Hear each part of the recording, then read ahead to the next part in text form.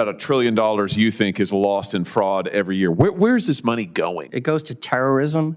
It goes to child trafficking. It goes to drugs. It goes to terrorism. And then it's used to purchase luxury items, cars, purses, homes. You're telling me that the electrician who goes to work every day, his tax money is being used to buy other people luxury items, $1 trillion a year on this stuff? $115 million an hour. Thank you, Senator Johnson. Senator Cornyn, let me just come back to you. I want to get a handle here on just the scale of the fraud in Minnesota. We talked about the dark money groups funding much of what's going on the ground, but let's just get a handle here on the scale of the fraud.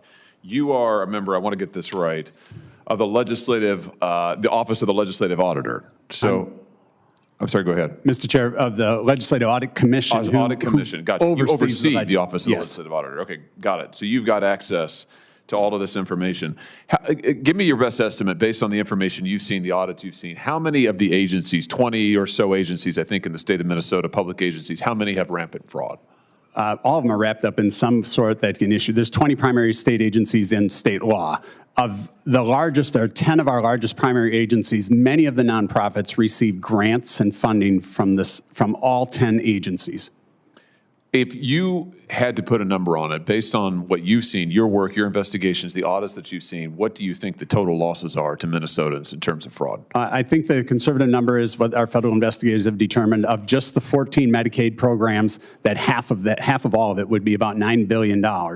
And I don't think that's, and I think the reason I believe that's true is in each audit that the legislative auditor produces, we measure right level in the samples of what they have done. 20 to 80% of each one of them, they're unable to prove that the dollars were actually have gone to the programs in which they're indicated. $9 billion. How much of this money has left Minnesota for overseas? Well, I arrived in 2017. The Child Care Assistance Program fraud, for which the program, I believe, is $130 million. The whistleblowers showed us that they believe $100 million of that was fraudulent. We had a whistleblower come forward, actually publicly, and at that time we also discovered something new to me, which is the Hawala process of the movement of cash through our airports in Minneapolis, St. Paul. And what I've come to learn, in that year it was just coincidentally $100 million in fraud, suspected fraud, and $100 million went out in cash through the Minneapolis St. Paul airport. I've learned that. Tell us how that worked. $100 million in cash through the airport. In suitcases, back then it was $1 million out of crack. And so I've learned that in the year before it was about $74 million. Secretary Bessent I've tried for 2.5 years to get that number because I wanted to get a view of how many excess dollars are sent out from the program, from the community that's sending them. And in the last 2 years, it was $340 million each year. And so if you look at it, it's about a 25% increase over this period from 2017. That's $1.8 billion in cash. And I don't think the average citizen who works for their money understands how complicated it is to ship or to obtain $6 to $7 million of cash every single week of the year. And our federal government certainly must have been aware of it and has done nothing to look at it. But that's just all but about $130 million, I think, is originated out of Minnesota. You know, but what every American taxpayer absolutely understands is their federal tax money being taken on suitcases out of this country to go heaven knows where. I mean, if that's not infuriating, I don't know what is. And the fact that it is systemic in Minnesota, and probably to your testimony, Mr. Talco, probably systemic in a lot of other places.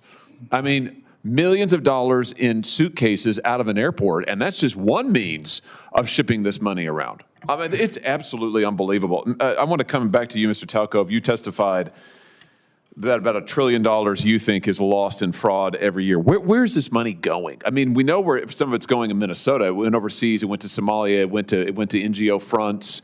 We know where it's gone in some other states. California gave away billions of dollars to a pro-Hamas NGO. But $1 trillion nationally, where's this money going to? I appreciate that question because most people don't ask that question. It goes to terrorism. It goes to child trafficking. It goes to drugs. It goes to terrorism. And then it's used to purchase luxury items, cars, purses, homes. That's all funded by people like me that pay taxes. So you're telling me that the electrician who goes to work every day and clocks in and works his butt off and tries to earn just enough to be able to, make his rent, maybe have a kid or two, put food on the table, his tax money is being used to buy other people luxury items, cars, yachts, whatever else, and is going to fund terrorism and child trafficking? Yes, sir. $1 trillion a year on this stuff? $115 million an hour. $115 million an hour. How do they get their hands on it? What are we talking about here? Trends, national organizations, criminal networks? How do they get their hands on this money? They take advantage of antiquated government systems and processes.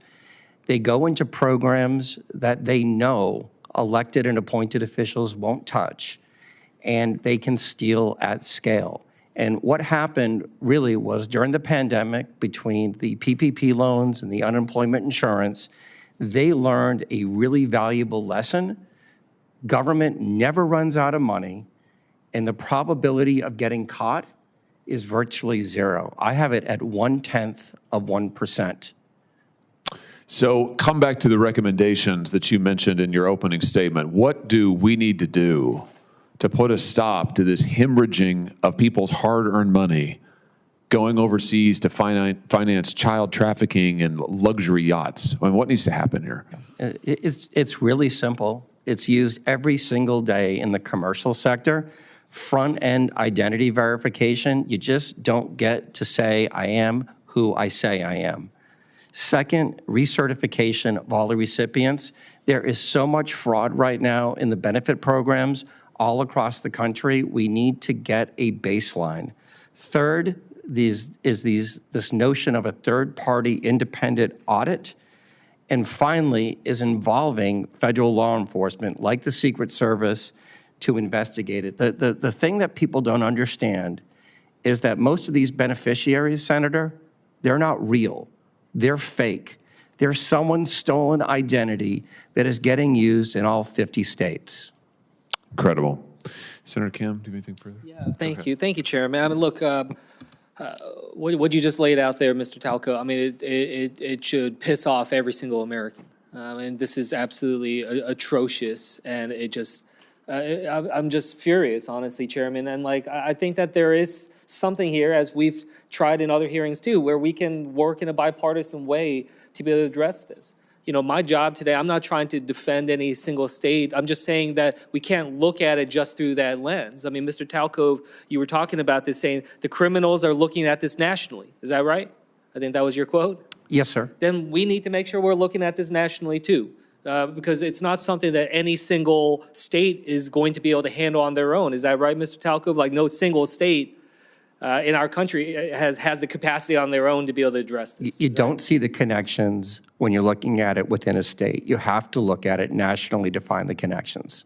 Yeah, and so, I think just our best opportunity here going forward to really try to deliver for the American people, because this is outrageous and should not continue on. It's just not just the scale of the money, but what it's being used for and what it's going towards. And I say that as someone who used to work counterterrorism, at the Pentagon before. Like, I can't stand this. But we need to make sure we're focusing in on the criminals and thinking through, what you were saying about federal law enforcement and other efforts. So, look, Mr. Chairman, again, I just think that there's an opportunity here for us to come up with a comprehensive set of a menu of actions that we can take and think through what is it that we can work with this administration on, what is it that we can work through Congress on, what is it that we can empower the states to be able to step up and to be able to handle on that front. And, Mr. Hedler, Gaudet, I just wanted to just follow up with you because, we were talking through this about just the challenges, for instance, on the data side.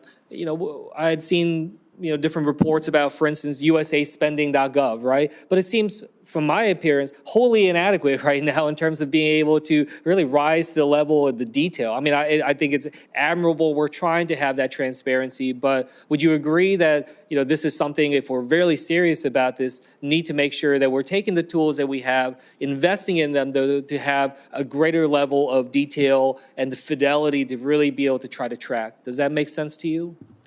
Yeah, it makes perfect sense. And I would just note that we're actually at a kind of an interesting moment right now. We're 20-year anniversary of the passage of the Federal Funding Accountability and Transparency Act, which was the piece of legislation, bipartisan, co-led by Senator Tom Coburn and then Senator Barack Obama, by the way, that created usaspending.gov and really tried to begin the process of bringing federal funding and the tracking of federal funding into the 21st century. We have obviously not kept up. And as I mentioned in my opening testimony, we have a long ways to go to really reflect 21st century sort of technological capabilities when it comes to how we track, monitor, and assess federal spending. But it's something we can do. It's not hard. The statute is there. We have the reforms. We have the fixes. We just need to do it.